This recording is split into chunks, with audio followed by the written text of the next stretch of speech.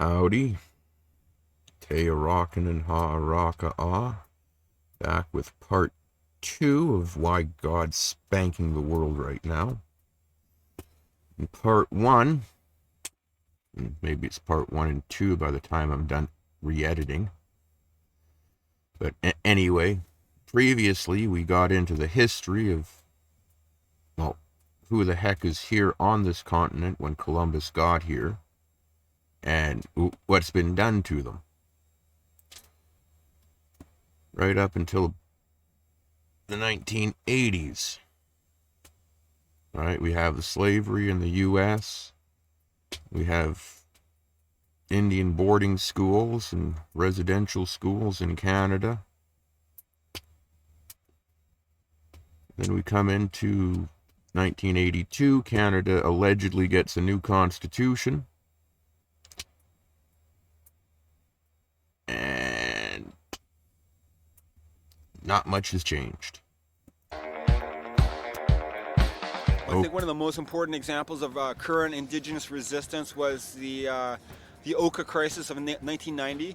The Mohawks of Ganasatagi, a small territory reserve near the township of Oka, were resisting the expansion of a golf course and a condominium setup that was going to infringe on some of the last remaining pines, wooded area that they used for their ceremonies, lacrosse, and part of their graveyard was contained in this area. So in 1989, 1990, they started campaigning to stop this.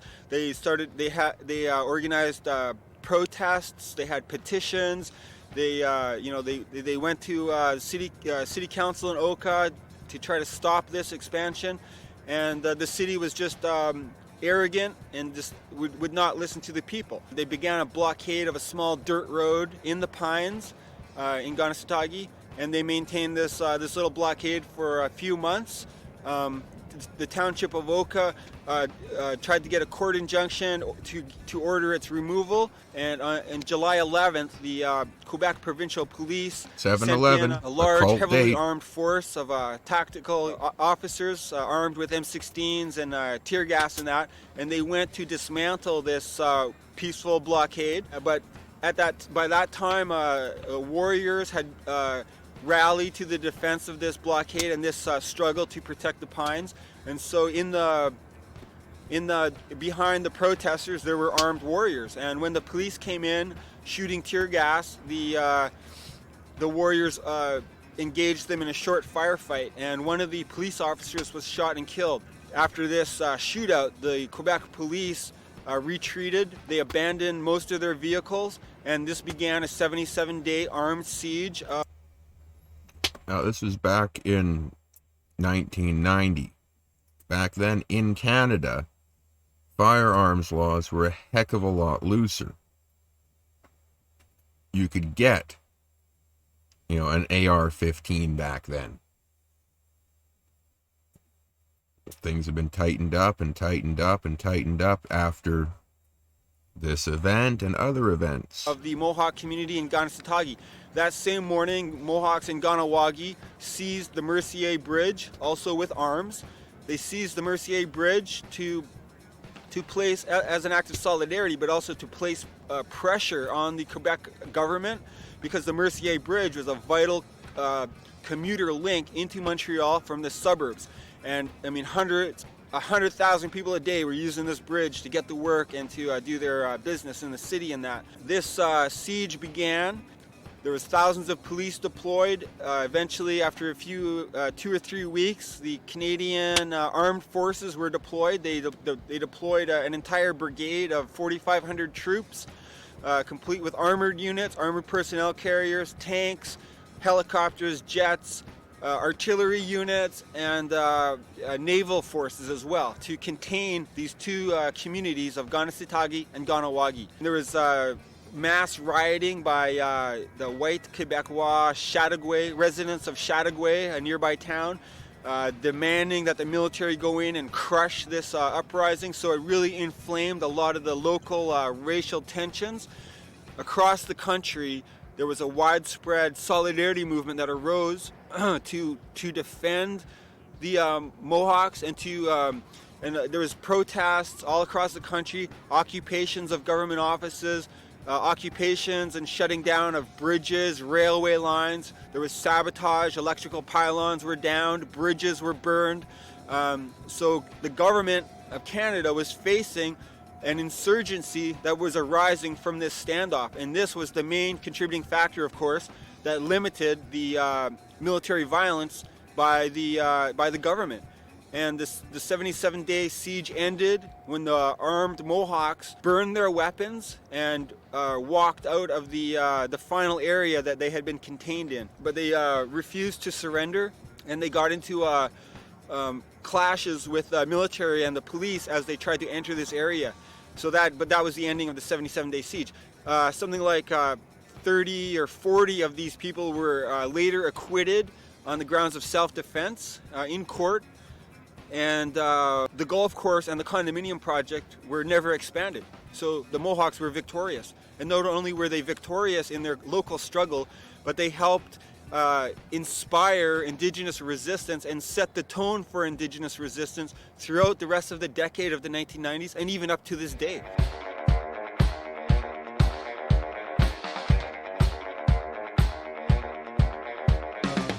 The future generation, grandchildren, great-grandchildren, constantly talk to them about our ancestors, how hard they fought for this land. They sacrificed their lives. There's a long trail of broken promises.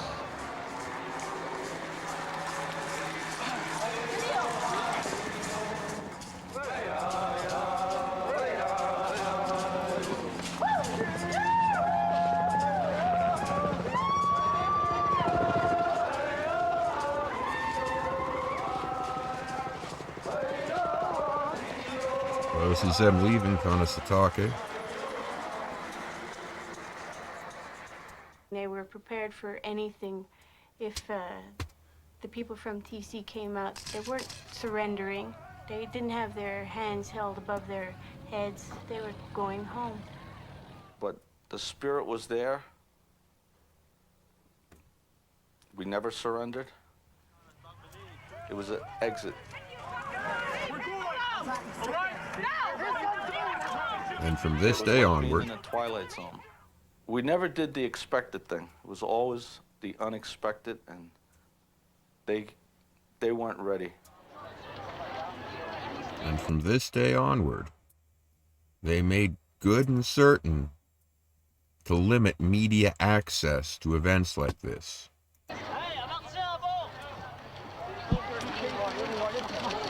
Look at all them photographers.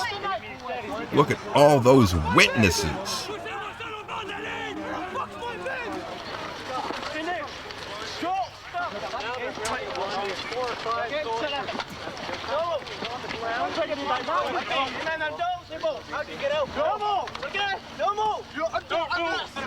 Okay, les journalistes, back off a bit. Back off. Back off. Back off, please. Back off.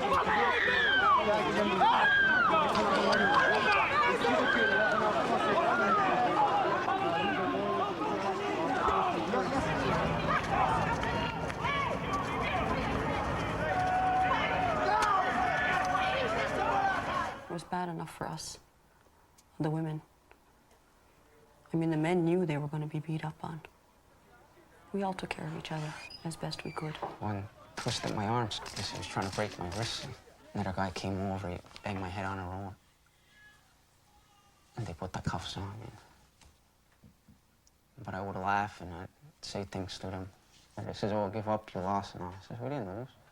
And they even made more or start struggling more. So they put more guys on, jump on top. And they see the women and kids laying all over the ditches and all that.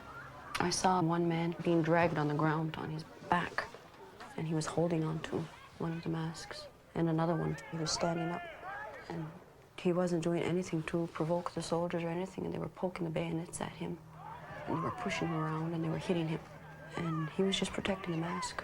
The little boy couldn't get over the wire, and I grabbed him by the collar, and in the confusion, he just got lost with his mom and that. So when I had him, she was laying face down on the ground, and they had handcuffed her with the metal handcuffs. and then she had a pack on her back, and she was hurting.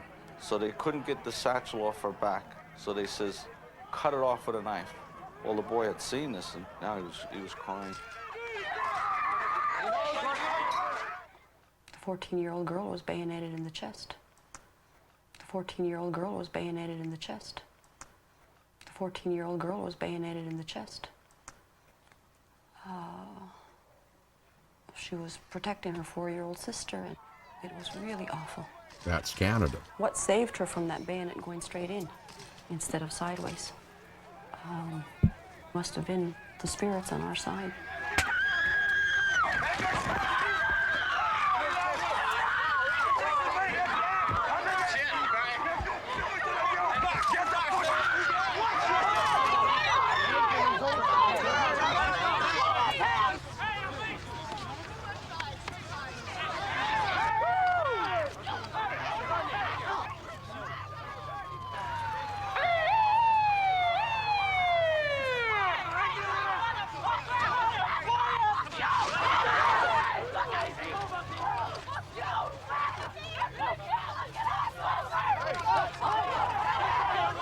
Some people reach the village in Oka, but Noriega is arrested by the SQ.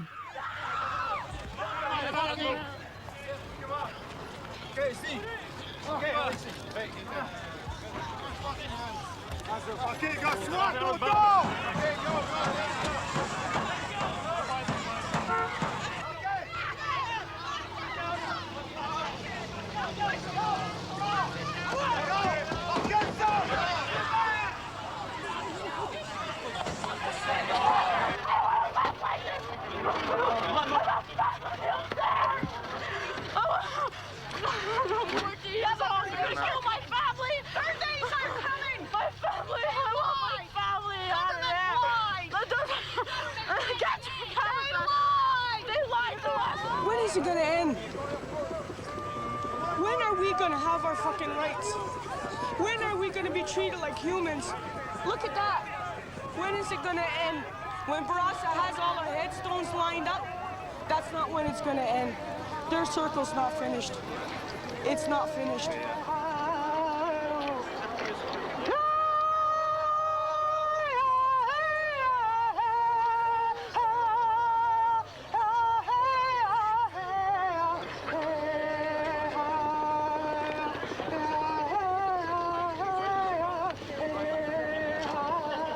Got us leaning against the bus, and they started putting the plastic handcuffs on, and then we got inside, and somebody had a fingernail clipper, and as they came in, we were snipping them off.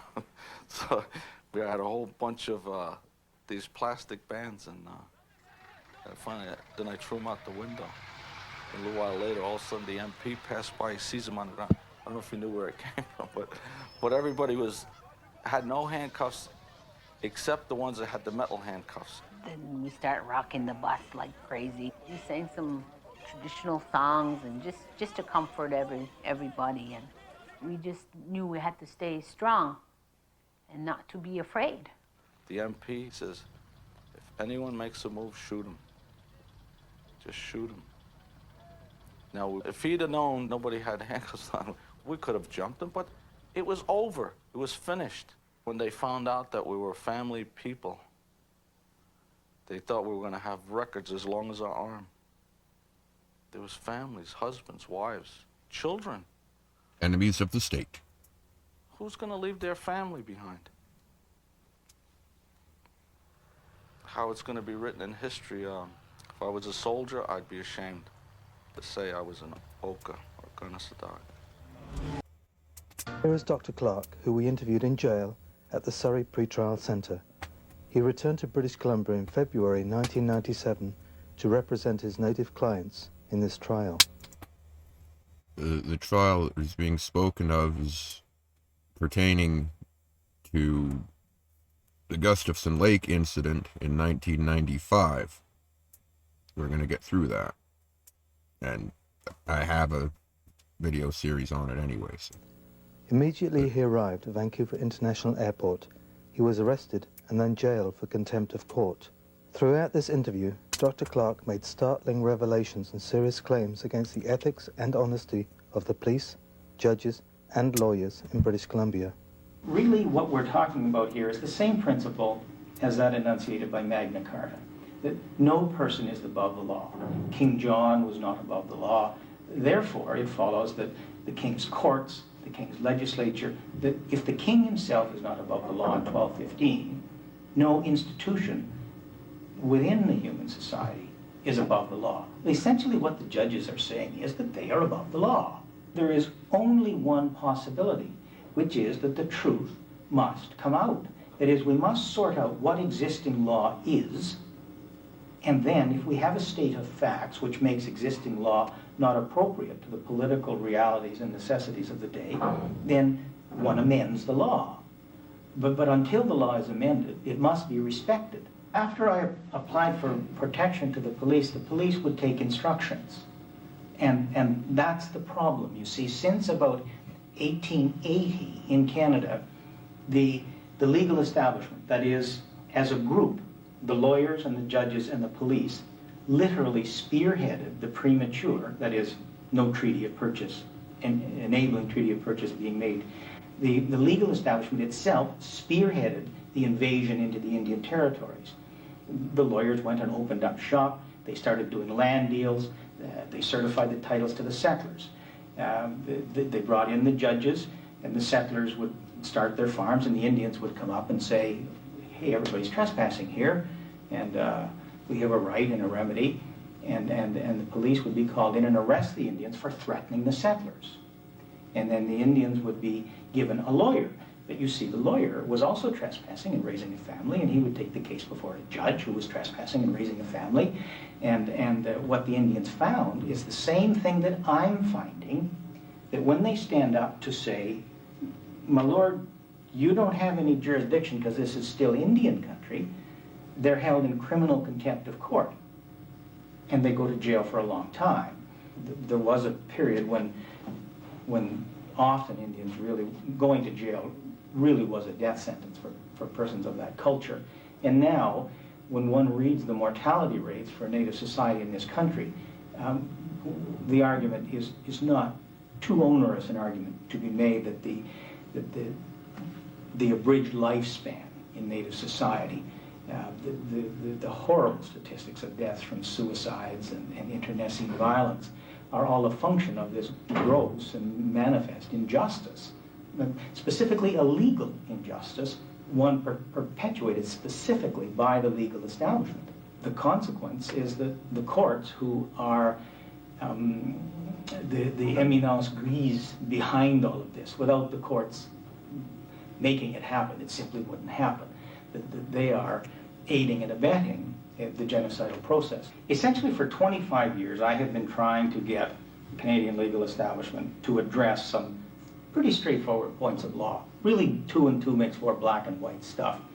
And as we get closer and closer to actually addressing it, the authorities tend to get more and more hysterical, because they really don't have a credible answer in terms of the law.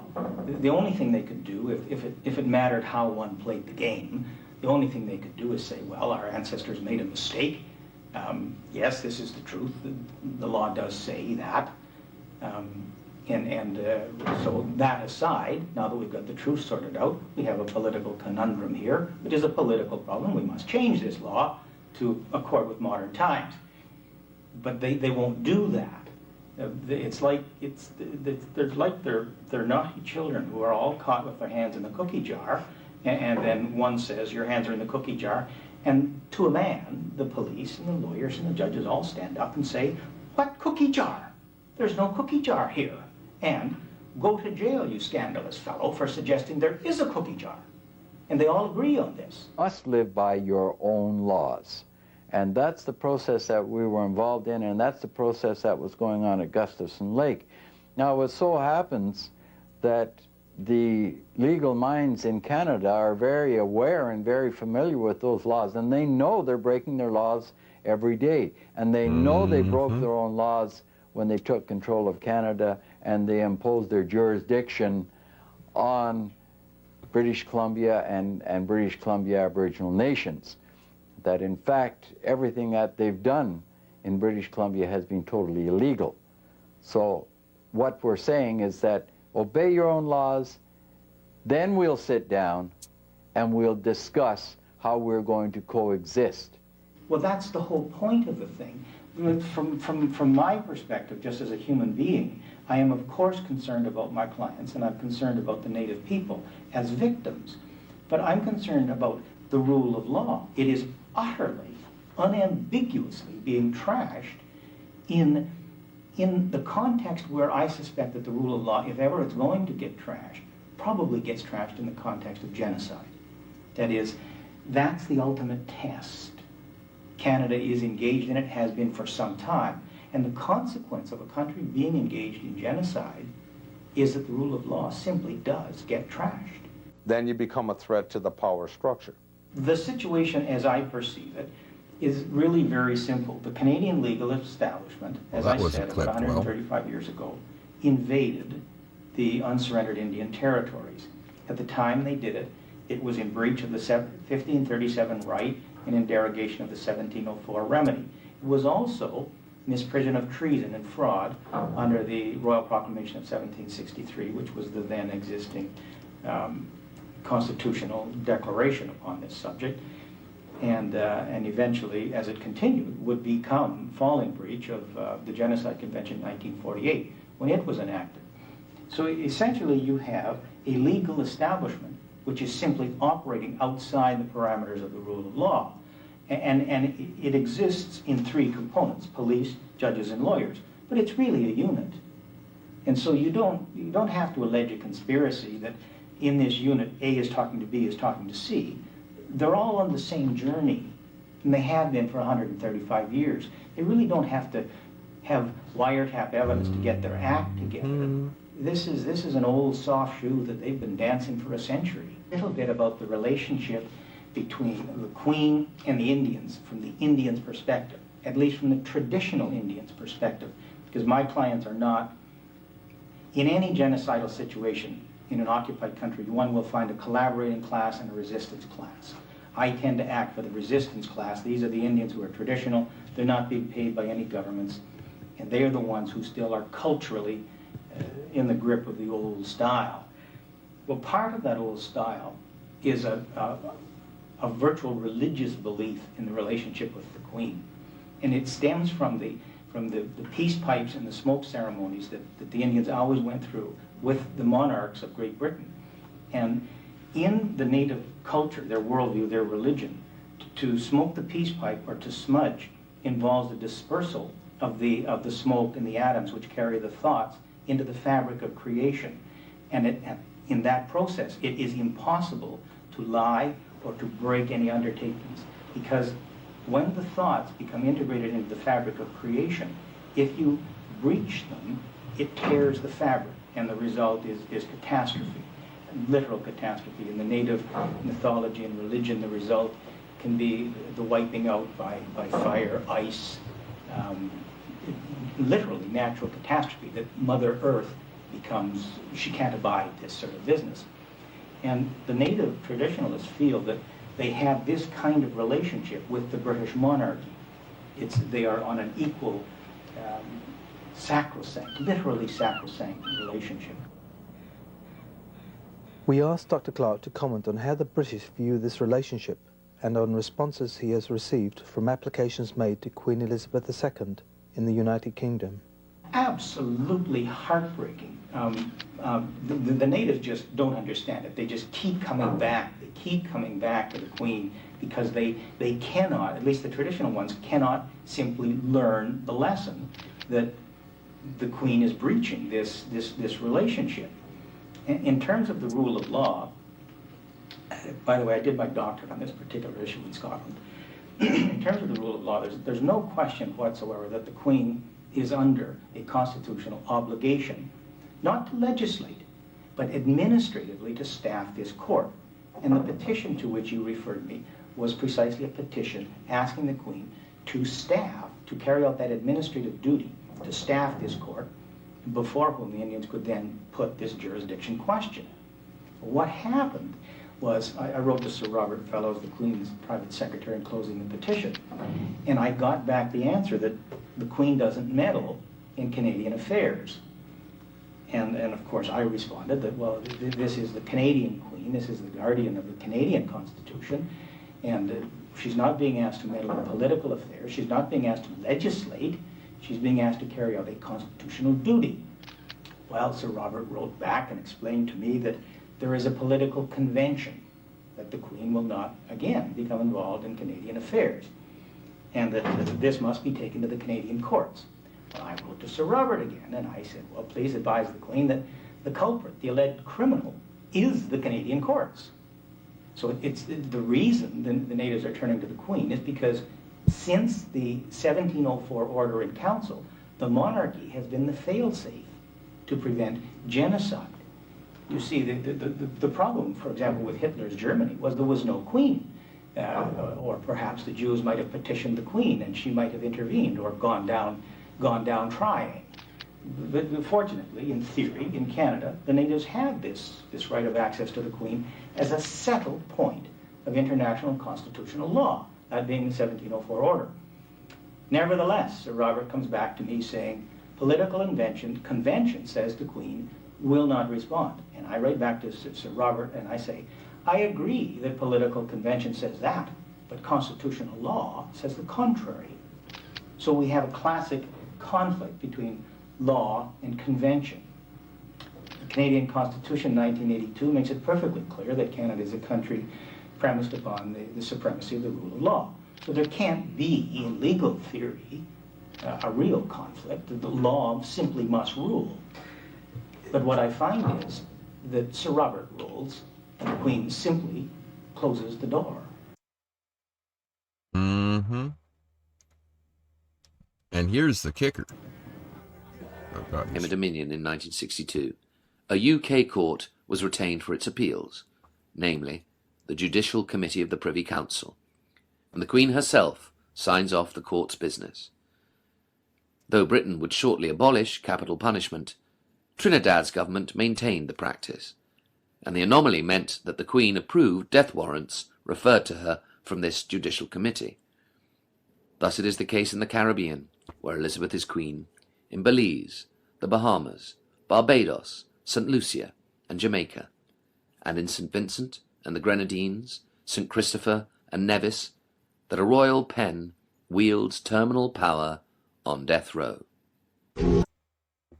So, Her Majesty Queen Elizabeth, by custom and convention, could not staff a court as required by Canada's Constitution to protect the rights of Indigenous people.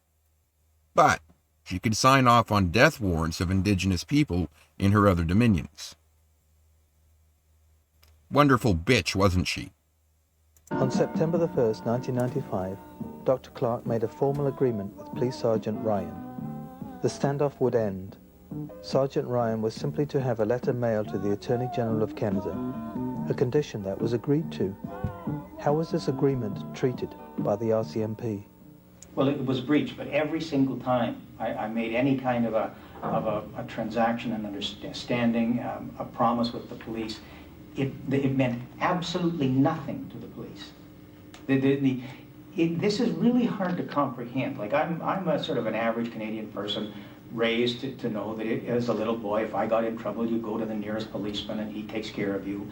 And I watch television which says that the bad guys can do all they will, but eventually, if you get to the cop shop and you get to one sergeant and you tell him this is the truth, he'll hone in on that truth and you'll be okay. Well, the truth is absolutely irrelevant to the police. And what I found, for example, in the instance you've given, is this Sergeant Ryan and I worked out a reasonable solution, and together we drafted this letter, which would have been a letter saying the Attorney General of British Columbia and Canada agreed to submit the matter for third-party adjudication.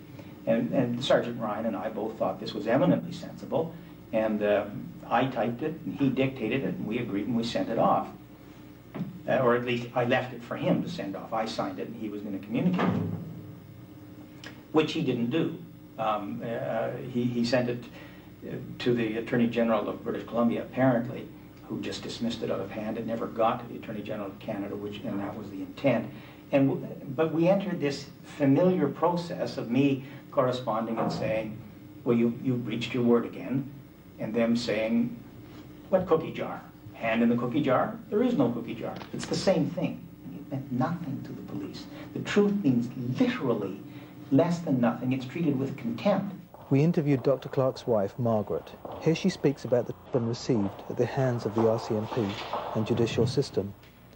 Are the shocking practices she claims routine, and is it possible they could be done here in the acclaimed civilized country of Canada in the 20th century?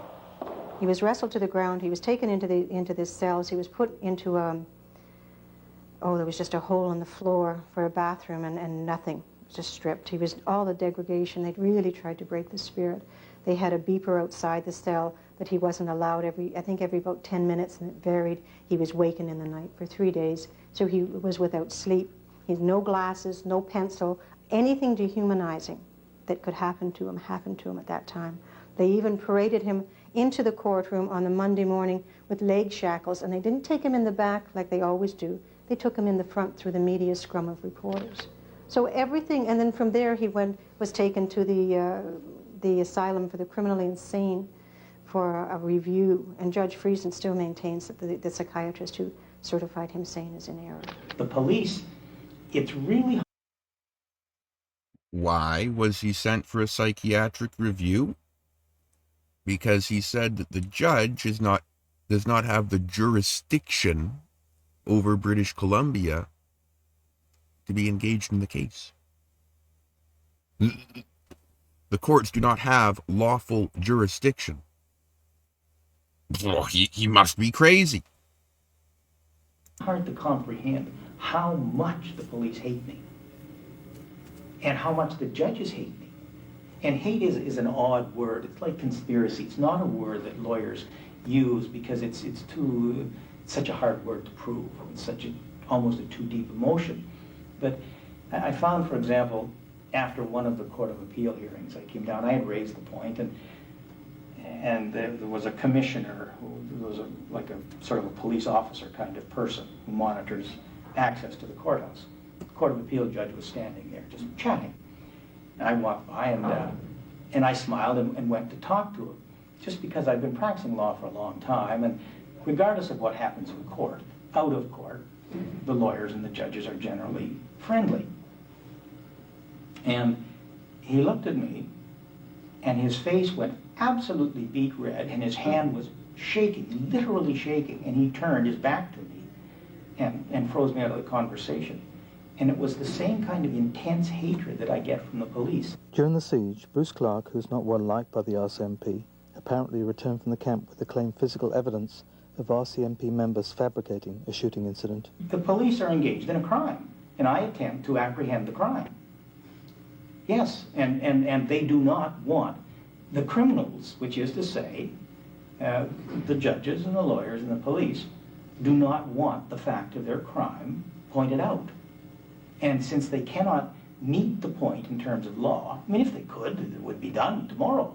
They would simply say, oh, okay, Clark, you've got 4 documents. Oh, this is where you made your mistake. But you see, they can't. This is what I did my doctorate on. It's independent and impartial scholars from Edinburgh, Aberdeen, Glasgow universities have, in a very disciplined fashion, examined each logical link in the chain that I am presenting. There aren't any weak links. I have no problem proving that the courts have no jurisdiction, and their assumption that they do is prima facie misprision of treason and fraud and arguably complicity in genocide. That I have, believe me, no problem whatsoever. If I had a problem, the judges would put their finger on it. That's the problem. They can't.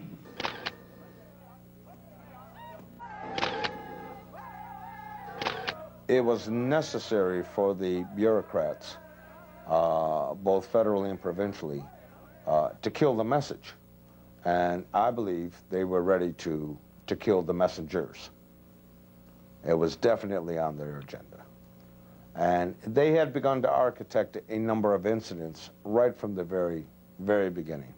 the RCMP began to lie about alleged incidents that were occurring, shootouts that were supposed to have been happening, trying to find some justification to go in there, to provoke an incident so that they could justify the use of massive force to go there and kill the occupants in the camp.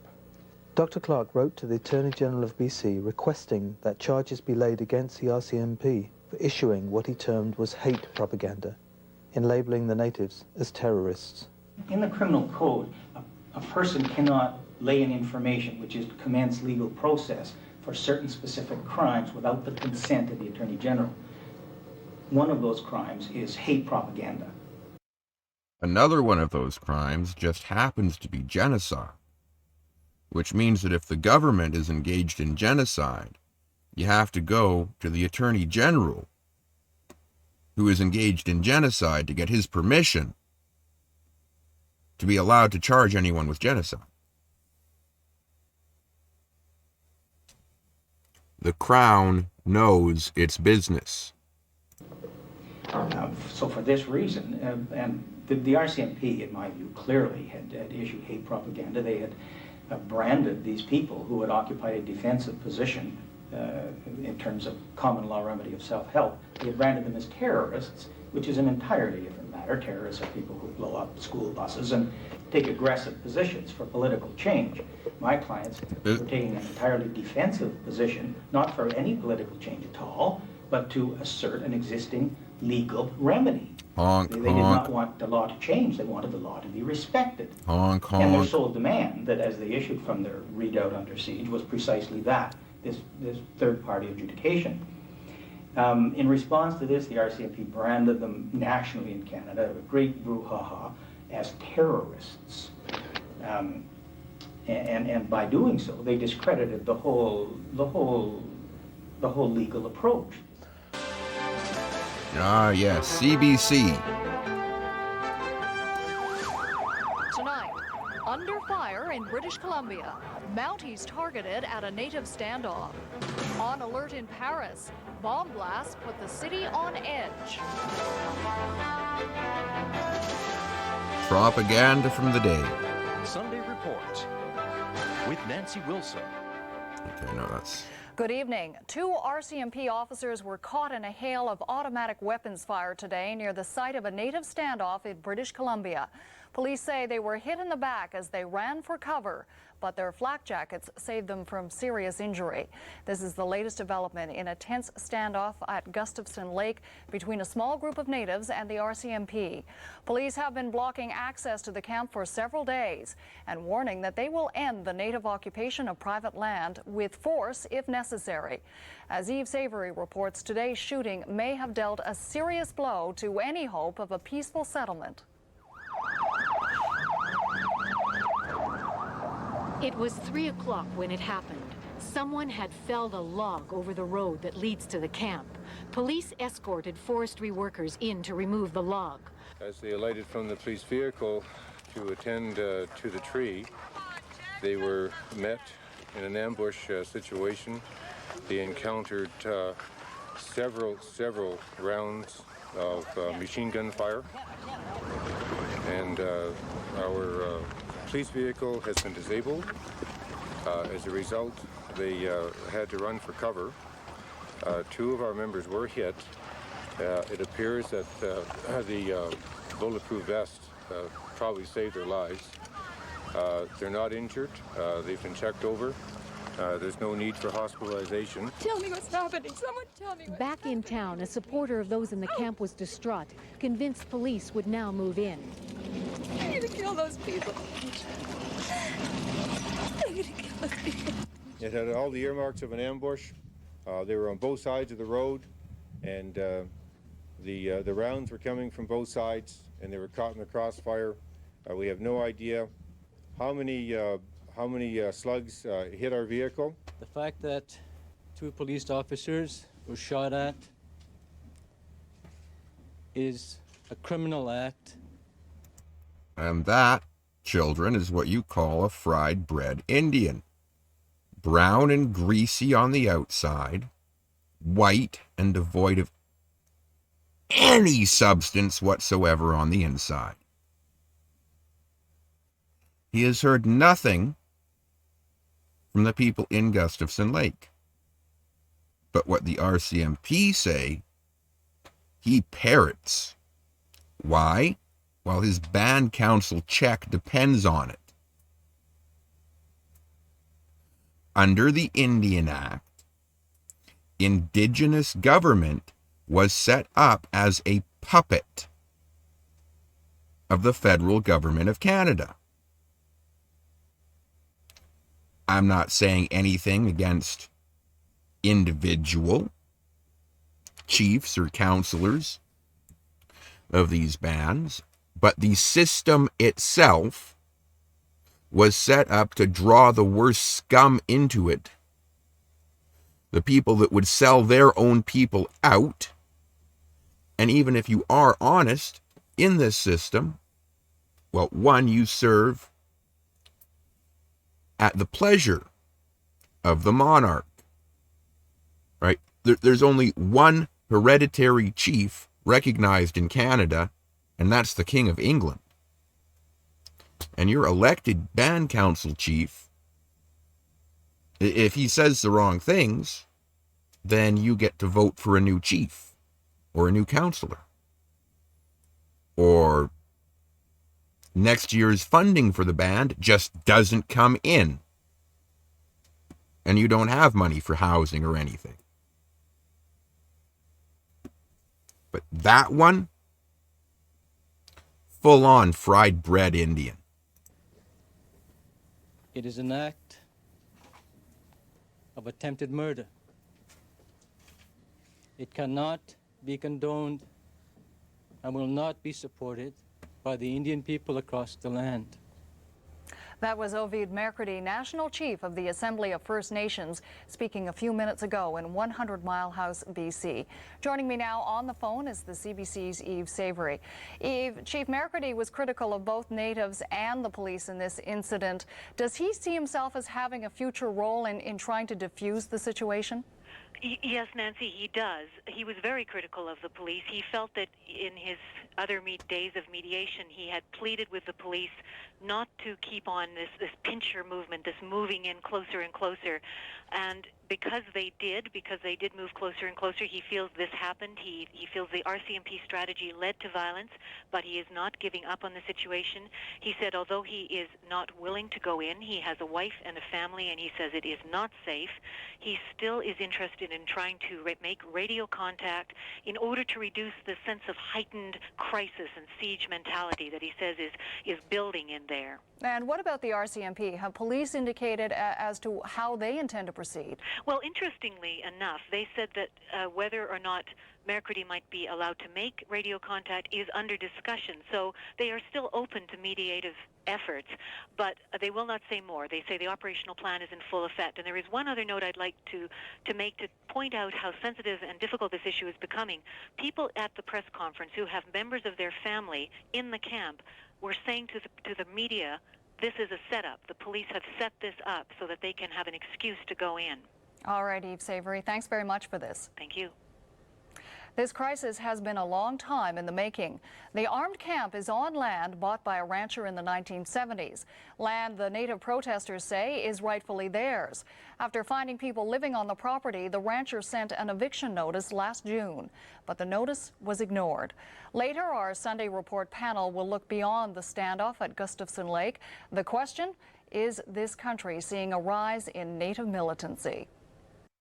So, on the state CBC broadcaster back in 1995, they're going to ask the question, are the prairie niggers getting uppity?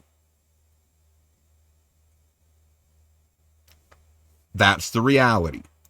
The alleged violence of August the 27th became known as a suburban incident. Here was the official version.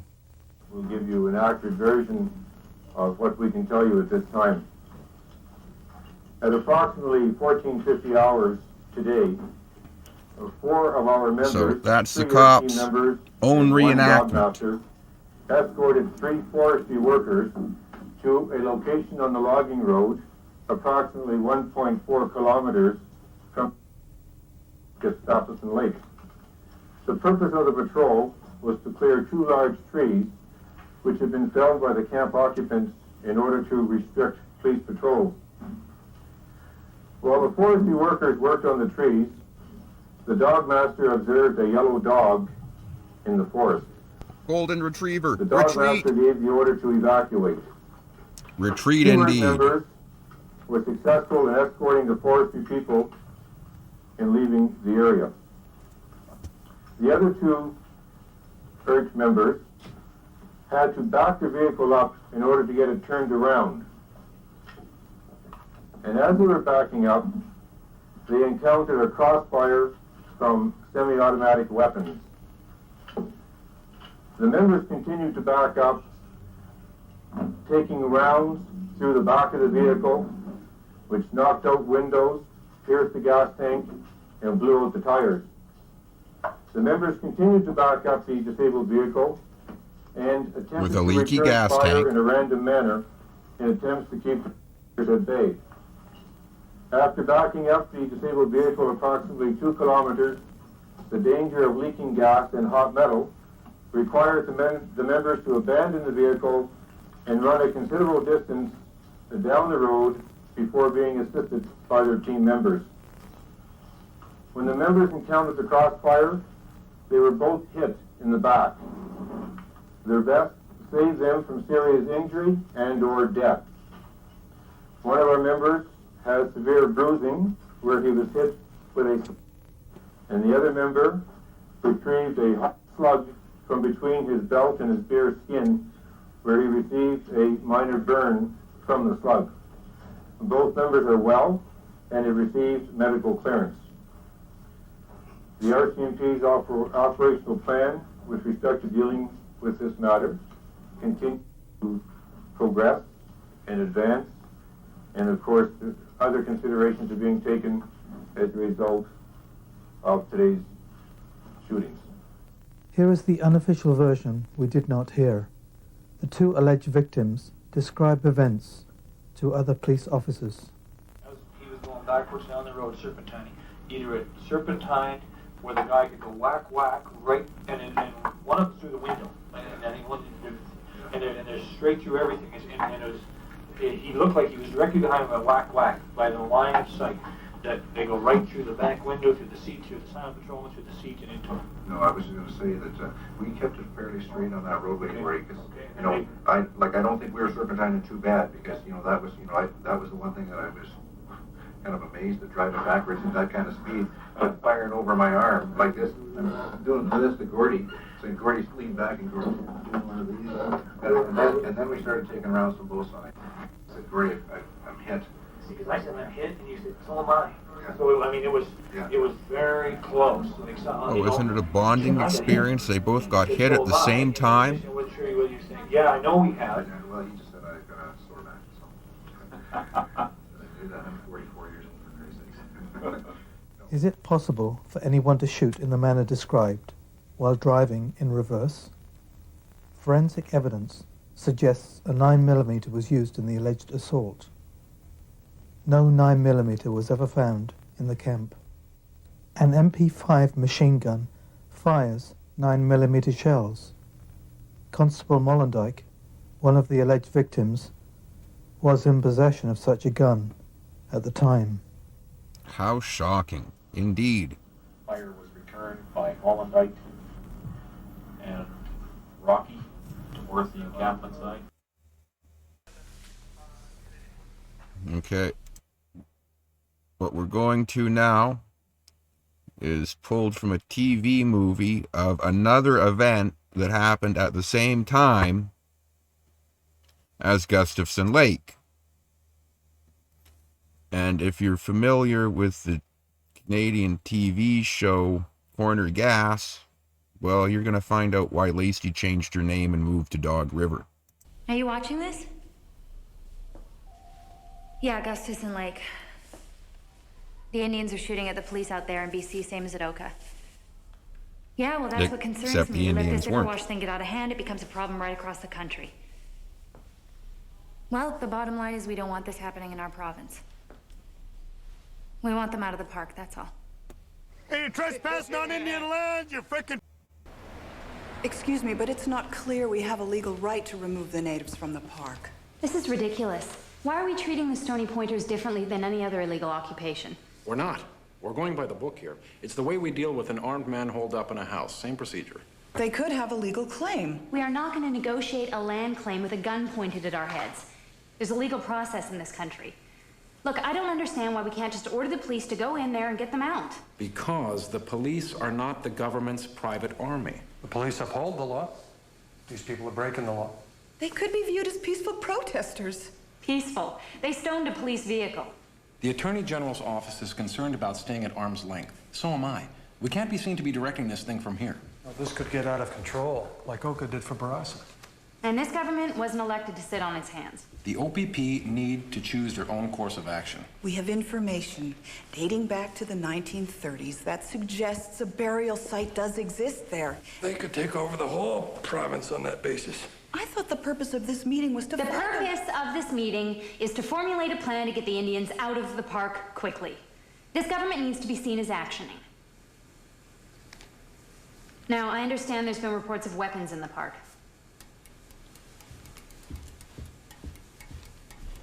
AK-47s? What the hell is this? Where did Queen's Park get information like that? Pulled it out of their ass. This didn't come through us. We've got no confirmation of AK-47s. We got no confirmation of any weapons in there.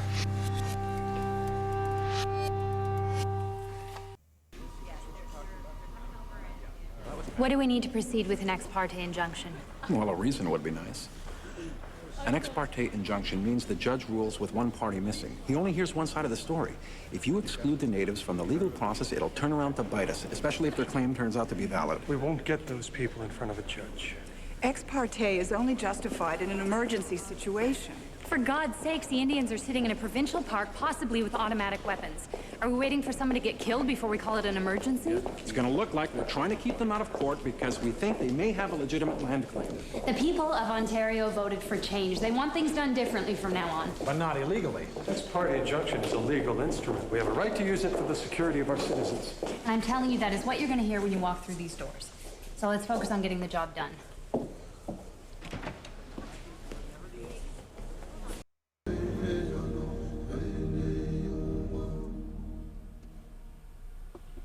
Any police injuries?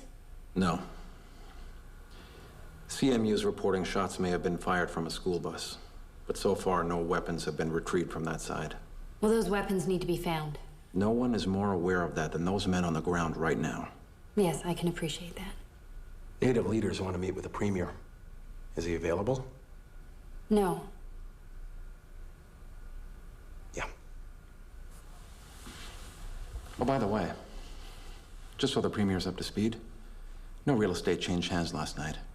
The natives are still there, in the empty park.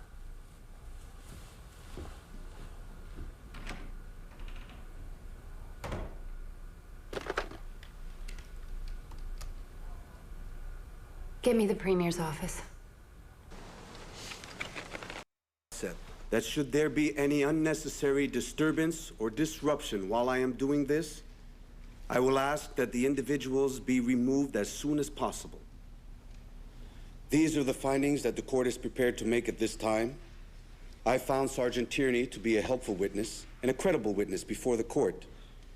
We find that Sergeant Tierney is no more than a few meters behind Sergeant Dean when Dudley George is shot. It follows from that Sergeant Tierney was further away from Dudley George than was Sergeant Dean.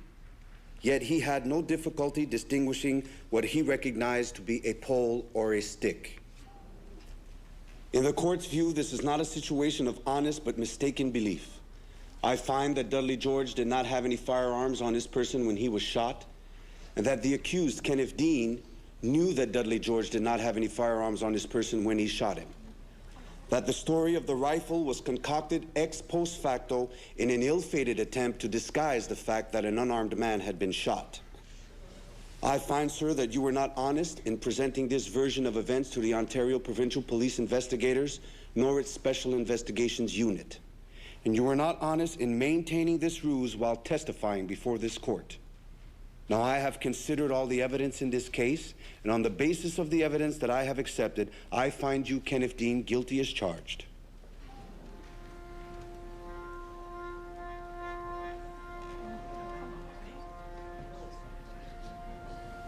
Oh my.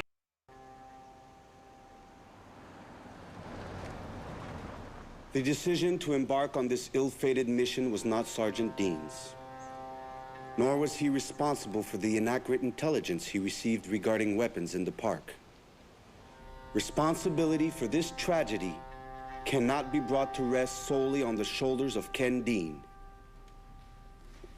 Nonetheless, for the crime of criminal negligence causing death, this court has decided to sentence Sergeant Kenneth Dean conditionally to 2 years less a day to be served in the community. He will not be allowed to possess any firearms until his 180 hours of community service have been completed. Yeah. So, over a parcel of land that around World War II was literally just stolen out from underneath First Nations, and the people living there were put on another reserve where they were treated like second class, well, I guess third class citizens. Process to try and get this land back, which had been reserve land, was just expropriated by the government with the promise that it would be returned.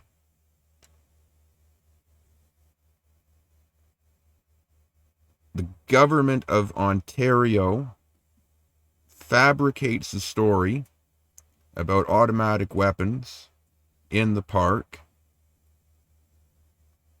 A police officer shoots a man that he knows is not armed, and he gets a 2-year conditional sentence, which means he serves it in the community. He doesn't go to jail. And after he serves 120 hours of community service, he gets to pack heat again, because that is what the life of an Indian is worth in the Canadian courts. Nothing. In Canada, heavily militarized officers with the Royal Canadian Mounted Police raided Wet'suwet'en territory Thursday with assault rifles and dogs. Just a couple years ago. Trying to put an end to a 50-day Indigenous blockade to block TransCanada's 400-mile, $4.7 billion coastal gas link pipeline. At least 14 people were arrested. The raid came on the same day Canadian Prime Minister Justin Trudeau met with President Biden at the White House as 18,000 residents of British Columbia remain cut off by floodwaters and mudslides after torrential rains brought what officials have described as a 1 in 500-year flood. The Wet'suwet'en occupation started in September and halted the company's efforts to build a key portion of the over 400-mile pipeline that would transport natural gas from Dawson Creek in northeastern British Columbia to the province's north coastal region. On Thursday, Molly Wickham, an Indigenous land defender, recorded this video during the police raid. The RCMP are invading Wet'suwet'en territory once again. There have been approximately 15 arrests that have happened already at Skidamden checkpoint. Legal observers, media have been arrested. 2 of our Wet'suwet'en elders have been arrested and removed from the territory. Right now we're at Coyote Camp and the RCMP are moving in to remove me from my territory. Now, what we should remember as we watch this is that we just went through the part with the lawyer who was wearing the red shirt because he was in jail. How this land was never lawfully acquired in any way, shape, or form by Canada or British Columbia. This is legally a foreign territory which Royal Canadian Mounted Police are going into to exert Canadian law. It would be no different from Washington State troopers going over to Japan to enforce Washington state laws in Japan. Invasion, once again, speaks to the genocide that's happening to Indigenous people that are trying to protect our water for our future generations. It's infuriating. It's illegal, even according to their own means of colonial law. We need to shut down Canada. Our Haudenosaunee relatives have been arrested, violently arrested. They've been removed from our territories. They're removing Wet'suwet'en people from our own lands. They're planning to drill under Wodzinkwah and destroy our sacred headwaters. We need people to act. You need to act where you are now. Shut down major infrastructure. Do whatever you can. Rally against the investors. Shut down the investors to this project so that it is very clear that Indigenous people will not stand for the genocide that's happening to our lands and to our future generations. Thursday's raid came after the Wet'suwet'en Nation issued its own eviction notice on Sunday to Coastal GasLink workers. When the workers attempted to access the roads, Indigenous land defenders refused to allow them to enter. The workers then reported the blockade to the Royal Canadian Mounted Police and issued an injunction. Roads closed. Roads closed, man, no matter what you say. So we're here from Coastal GasLink Project. We are here to conduct work on behalf of the Coastal GasLink Project, and you're impeding us.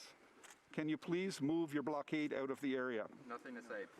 We have a court injunction BC that anyone having no are restrained from and physically preventing, restricting, conducting work. Will you remove your blockade to allow us to conduct our work? As you're not removing your blockade and continuing to, we'll be advising that we will be reporting this to the RCMP as a breach of an order. Here's a copy of the injunction. Thank you for your time.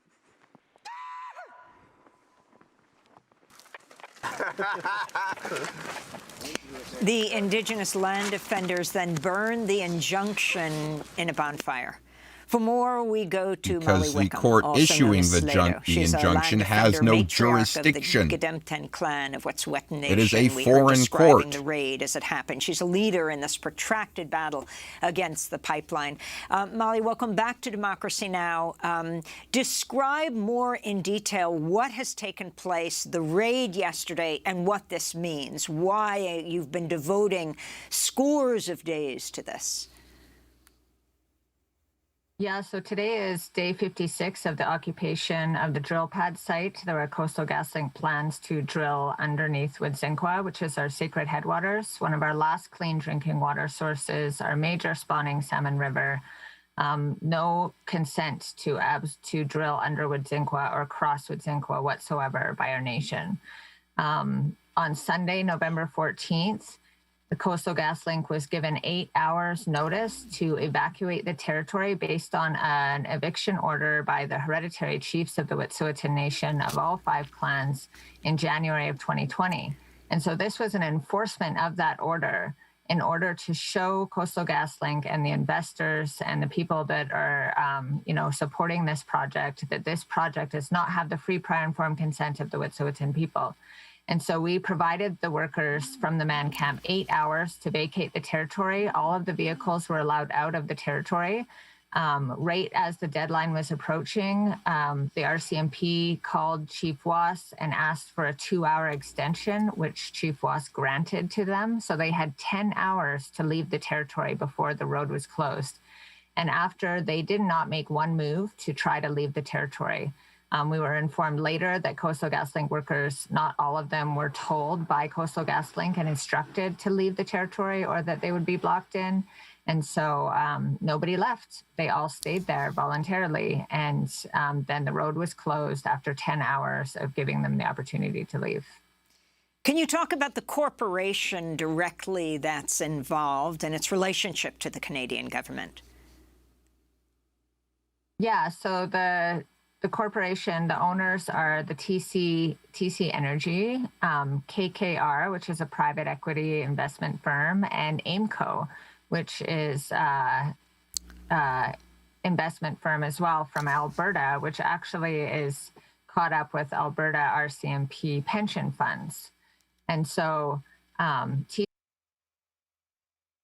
Well, if the companies are part of the police pension funds, then the police have a financial incentive to break the law, don't they? BC Energy owns the least amount, and there's also the major investors of the major 5 Canadian banks that are, and RBC, Royal Bank of Canada, is the one funding most of the construction for this project. RBC. And so there's a lot of Canadian pension funds that are invested in these private equity firms that own this company. And around the world, there's huge investment into this company that people aren't even aware that it's their pension funds that are paying for this destruction of our territory. On Wet'suwet'en territory, the Gedemtin clan set up a cabin on the drill pad site where Coastal GasLink plans to drill. This is the drill pad site where they plan to drill under Wet'suwet'en. And we have a new home here, a new cabin here, a log cabin that's going to be here and stay here, and we'll be housing Cassia and Gedemden and Wet'suwet'en people for generations to come. And they won't be coming in here anytime soon to be drilling under Wet'suwet'en. Except that, well, I don't know the exact timing, but not too long after this, the RCMP, the Royal Canadian Military Presence, came in with chainsaws to cut down the door, axes or whatever. Here's Johnny. Yeah. We're occupying this space. People are going to be living here, and it'll be occupied from now on. Is that where you are right now, Slato? Yes, we are at Coyote Camp, which is the drill pad site. Denise Was, our house chief for our Cassia house of the Gedemden clan, his daughter is currently residing in that cabin at Coyote Camp. And we are holding down, Coyote Camp has not been raided. We just heard on the communications that there are 2 buses of RCMP headed out our way right now on the Forest Service Road. And we're still here, and we're holding this space as long as we possibly can. Yesterday, there was 30 to 50 militarized RCMP that entered Gedemden checkpoint, which is another Gedemden occupation site 20 kilometers down the Forest Service Road from us. And they brought a canine unit, they had helicopters, they had assault rifles, sniper rifles. You know, in previous years, they had lethal overwatch, and I'm sure that was the case yesterday again. There were violent arrests made. 2 of our elders were arrested and removed from the territory. One, which was denied our matriarch in our house, was denied her medication after an exclusion zone was set up by the RCMP. And then she was sent to hospital yesterday with chest pains because she had not received her heart medication. Last year in Ontario, a Mohawk Solidarity protest shut down the Canadian National Railway for days, halting travel for tens of thousands of passengers. I want to turn to Prime Minister Justin Trudeau responding to the Solidarity protests. We recognize the important democratic right, and we will always defend it, of peaceful protest. This is an important part of our democracy in Canada. But we're also a country of the rule of law, and we need to make sure those laws are respected. That is why I am encouraging all parties to dialogue to resolve this as quickly as possible. So if you could respond to what Prime Minister Trudeau is saying. He just met yesterday with President Biden and the Mexican President AMLO, Andres Manuel Lopez Obrador. He's pushing for Line 5 through Michigan, which the Michigan governor has said no to, afraid it'll pollute the Great Lakes.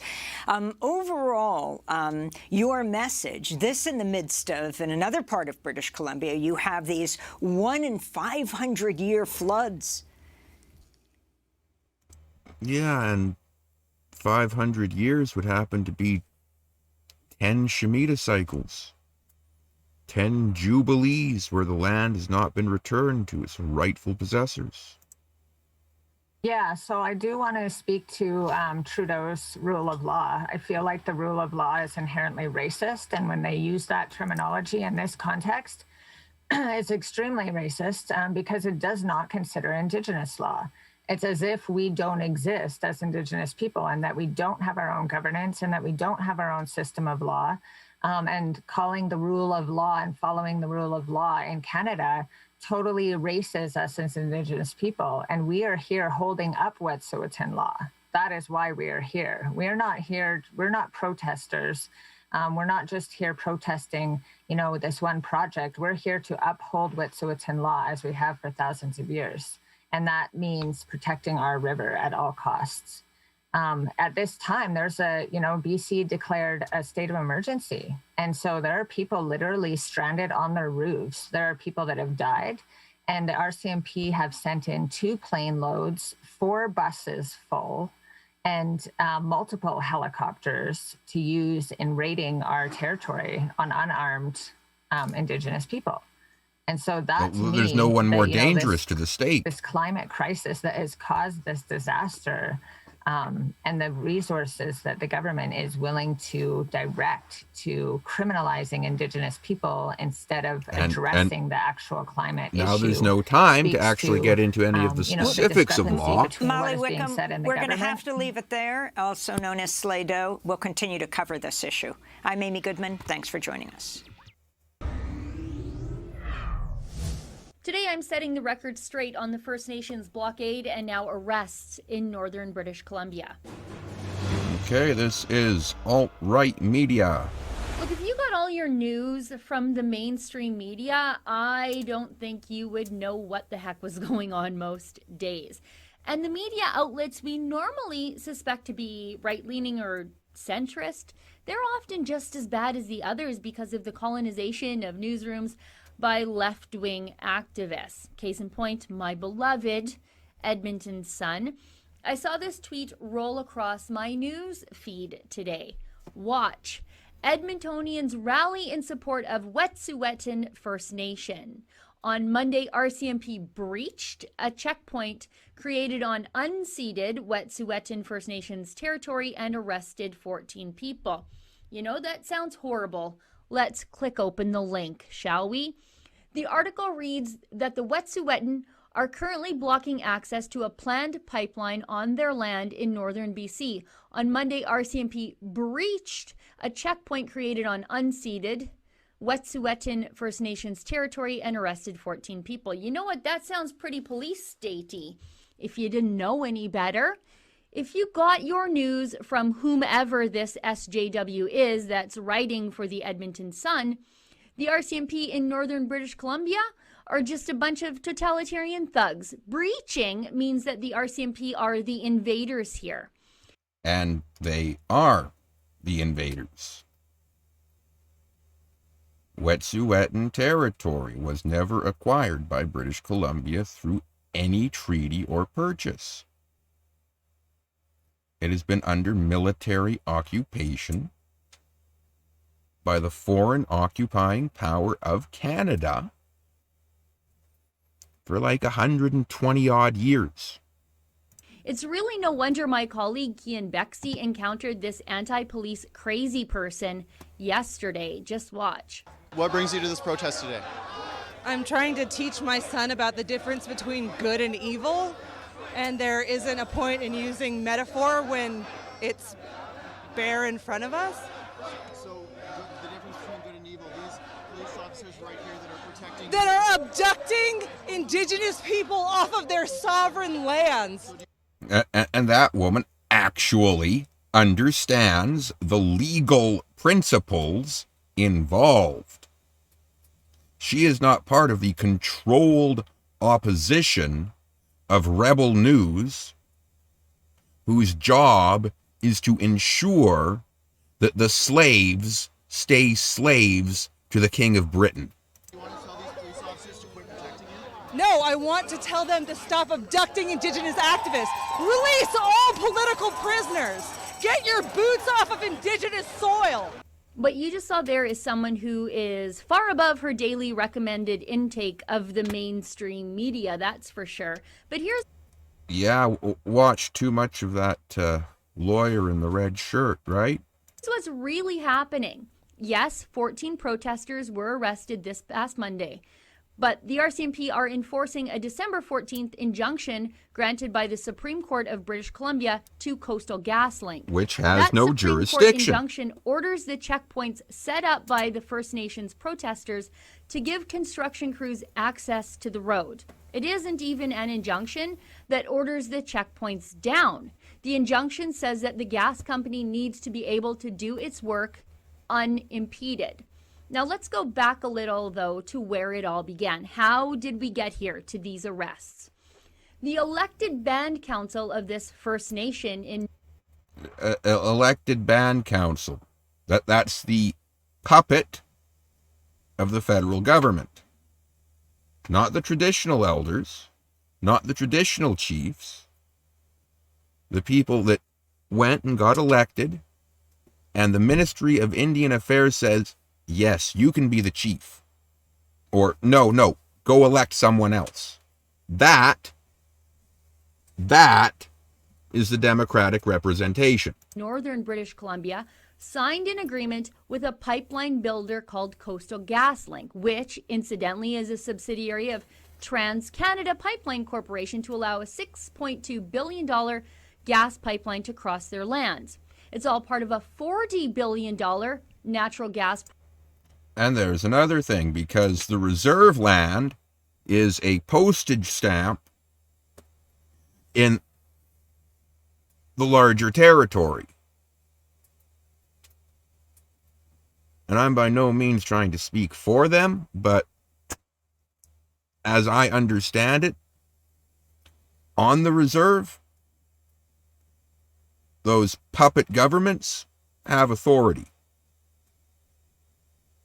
But the rest of the territory, what British Columbia calls its own, despite having never purchased it and never had any treaty for it, that is under the hereditary chiefs. Except that there's only one hereditary chief recognized in Canadian law, the King of England. Project that includes this pipeline and export terminals in Kitimat, British Columbia. This current pipeline actually received its environmental approval way back in 2014, thank you, Stephen Harper. The company signed agreements with 20 First Nations groups along the route. Should be great, right? Good to go. These bands along the route, they're going to get rich. They're going to But most of the people in the bands will never see a dime. Crawl out of poverty and do wonderful things for their communities with all that money and those jobs. But here come the hereditary chiefs. They are unelected. And like a your portion king of this pipeline crosses land they think they are in charge of, despite the elected chiefs already giving the go-ahead for the pipeline.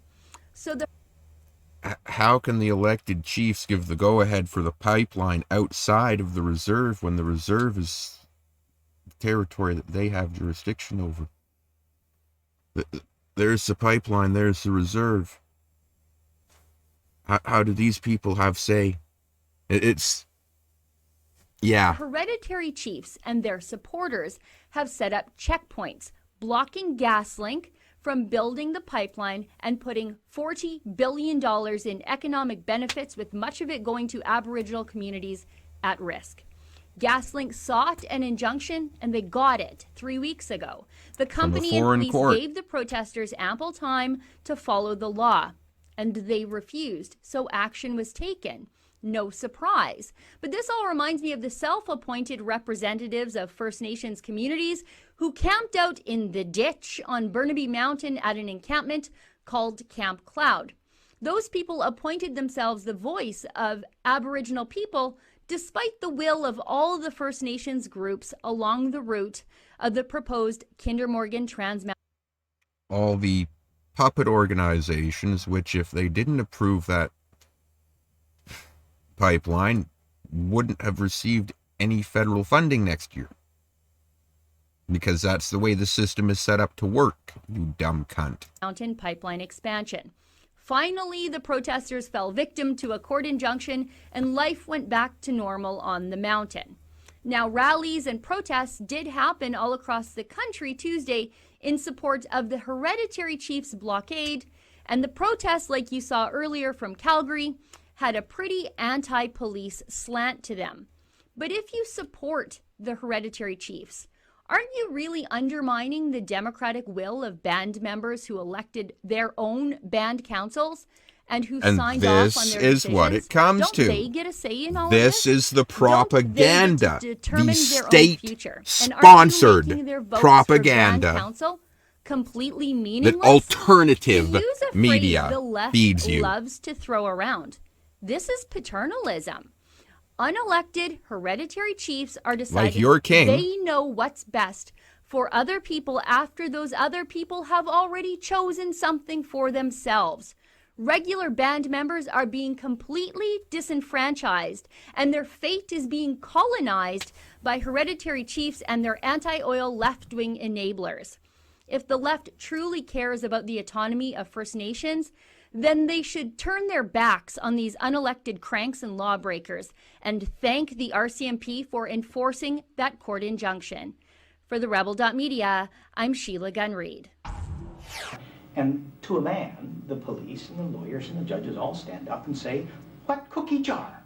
There's no cookie jar here." The situation, as I perceive it, is really very simple. The Canadian legal establishment, as I said about 135 years ago, invaded the unsurrendered Indian territories. At the time they did it, it was in breach of the 1537 right and in derogation of the 1704 remedy. It was also misprision of treason and fraud under the Royal Proclamation of 1763, which was the then existing constitutional declaration upon this subject, and eventually, as it continued, would become fall in breach of the Genocide Convention 1948 when it was enacted. So essentially you have a legal establishment which is simply operating outside the parameters of the rule of law. And it exists in three components: police, judges, and lawyers. But it's really a unit. And so you don't have to allege a conspiracy that in this unit A is talking to B is talking to C. They're all on the same journey, and they have been for 135 years. They really don't have to have wiretap evidence to get their act together. This is an old soft shoe that they've been dancing for a century. Okay, didn't need that one. But, yeah. And the more things change, oh, wait, they haven't changed, the more they stay the same. You may have heard of this whole big kerfuffle. Was it...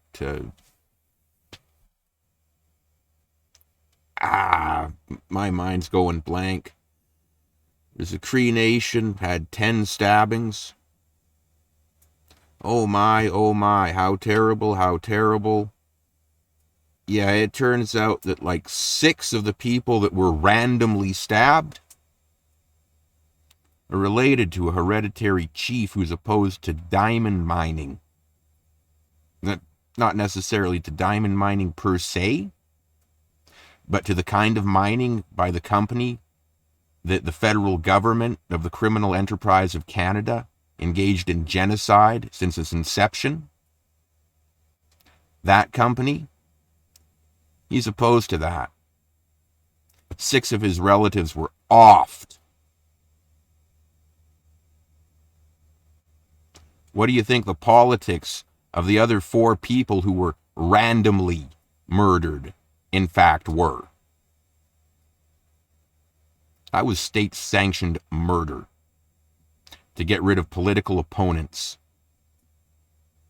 That is why God is wiping Canada the fuck off the map. The United States too, Mexico, Barbados, Venezuela, Brazil, Argentina, every single division in this land created by the Babylonian system is dissolved.